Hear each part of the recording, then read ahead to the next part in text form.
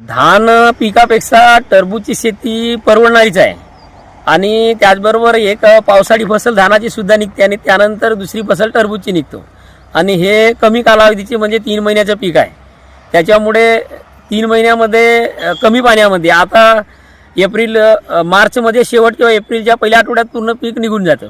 त्याच्यामुळे मे जूनमध्ये काही पाण्याची इकडं काही भासत नाही, त्याच्यामुळे ते सुद्धा पाण्याची बचत होते। पण धानापेक्षा चांगला उत्पादन आहे। म्हणजे जर एकंदरीत विचार केला तर आपण धानाच्या एका एकराला आपल्याला 10 ते 15 हजारच्या वर काही नफा मिळू शकत नाही, पण टरबूजचा असा आहे मिळाला तर भरपूर मिळतो। कधी नैसर्गिक आपत्ती वगैरे काही आली तर मग आपण घाट्यातही जातो।